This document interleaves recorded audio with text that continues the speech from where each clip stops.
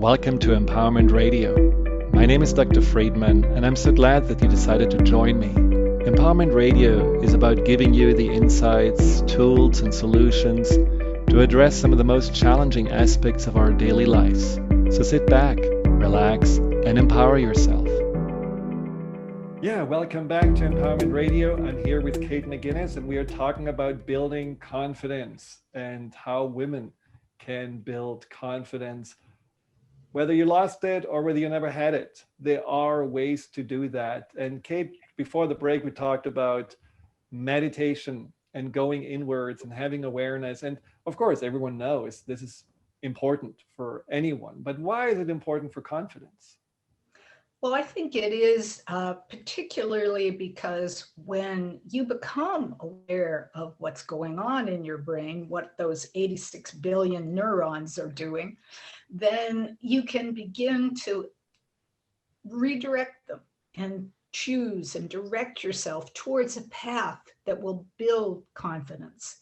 But what's important is to be able to choose and to make the choice. Say, I want to be more confident. I want to be able to get on the highway and not be afraid of 8 lanes going past. I want to be confident when I talk to my group, when I talk to my son's teacher. So decide I am going to do it. And making and setting that intention basically primes your brain to make the change. So the intention is very important. And then in terms of mindfulness and being aware of what you're doing, okay, you have the intention, but you have to really repeat behaviors that cause you to feel more confident. So we have intention, and my formula is intention plus repeated attention. So attention is paying attention to doing tasks that can make you feel more confident. And it's mindfulness really that lets you have that attention to what you're doing. And when you become attentive to what you're doing and you repeat it, I mean, my book is really not a panacea. You have to put work into it and find behaviors. And my book has a whole lot of suggestions, but find behaviors that work for you and you repeat them, then you can begin to build your confidence. Yeah. And, I want to just add when it comes to intention setting, some people, I do work with a lot of people that struggle with confidence and also fear and anxiety and all that is connected to that.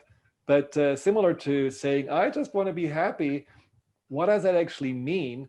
And I want to just be confident. It's a similar kind of vague definition that can be there, in all different kinds of expressions for different people. So when you set an intention, maybe it's important to also add to it, what do I actually want to believe about myself?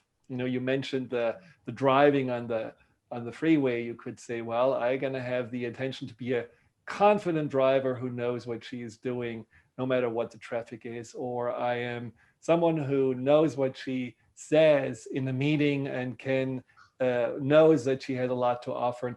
So wouldn't you agree that it's very important to sometimes get specific on what part of the confidence structure you want to build? That's really an excellent point. I like that. If I were to issue a second edition of the book, we should write it together. Yeah, spell that out. Yeah, well, one of the things that you also say in the book is authenticity. And that is a topic that I just really, really love, because so many people mention that, oh, I want to just, be more authentic, or how I am is not authentic.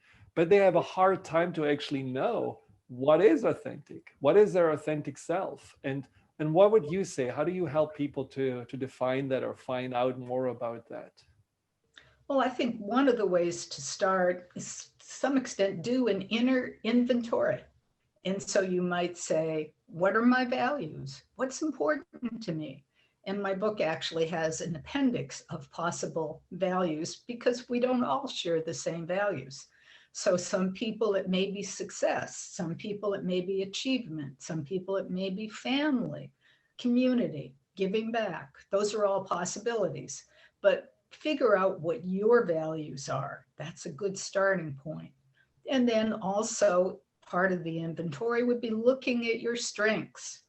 Okay, I really care about financial success. I want to be notorious. I want to be the deal maker. But then you look at, oh, well, yeah, I'm not very good at numbers and I don't like speaking. So maybe when you put the values and the strengths together, you may decide, well, no, that really isn't me. And another way that really ties in with confidence is to think about your story, who you are. And I love Steve Jobs had this wonderful line about don't waste your time living somebody else's life. Yeah. So, Yeah. what is your life? And I think so often, particularly people who are struggling with confidence, have a negative storyline in their head. They tell themselves a story about themselves. I was coaching a woman who had gotten downsized and just couldn't even get the energy to search for a job. And she started to search, but she couldn't have the energy to fill out the applications. I mean, every step. And she said, oh, I hate this because I'm such a loser. And then in talking to her, well, why do you say that? Well, my job history is so bad. And it turned out that she had had a good job and her cousin was diagnosed with cancer. And she took leave from her job so she could help take care of her cousin. And then Hmm. she got another job, a very good job. And then her cousin died and she took care of that, another job. And so as she and I talked, and I heard that story, I said, you're not a loser, you're a hero. Look at what you've done. And if we can be authentic, really look at ourselves, but look at it kindly, perhaps with self compassion, and stop being very hard on ourselves, then we can, if we know our values and our strengths and we know our story, I think those are ways to build authenticity. Yeah, isn't it amazing how often men and women are just down on themselves? And I'm often talking about that there is a self-worth account, and we are certainly emptying this account all the time, and women especially emptying their account by giving and overgiving and taking care and pleasing and hoping to get a little bit of appreciation, but usually it's not really what they hope for. It's not really filling them up. And but at the same time, they're even more emptying their accounts by having negative self-talk, by being critical, by telling themselves, I should be, doing more, I should look differently, I should be a different person. And so being aware of that, you write in your book also about the importance of the inner critic and how to put the inner critic on mute. I think that's a really important piece that I think just stopping negative self-talk and stopping the depletion of our self-worth naturally can build more confidence. Yes, I mean, I think you're absolutely right that that is a huge drain. And when you talk about the examples and how often people do that, I'm reminded of the work of Barbara Fredrickson. You're probably familiar with her. Mhm. And she talks about needing to have two, three, I believe, positive interactions for every negative interaction. So think about the stories that you tell yourself. Can you tell yourself three good things for every one bad thing that you say? And again, there's a place where mindfulness can come into play. What are you aware of? Are you aware that you're just routinely saying bad things to yourself? You look at yourself in the mirror and you've put on weight and you say, oh, what a hulk. And every time you pass a mirror, you say, oh, what a hulk. But if you can hear that and stop it, and maybe you can say, oh, I have beautiful eyes, or I have beautiful hair. Or if you can't do that, say, hey, I'm a good mom, I'm a good person. Turn Yeah. those negatives, switch that ratio around to your favor. And does this, in your opinion, have to do with the perfectionism that women often are dealing with? This idea of, well, I have to criticize myself because it's not good enough. It's not perfect yet, whether it's appearance or whatever they are doing. Yes. I mean, perfectionism is just a real demon for women.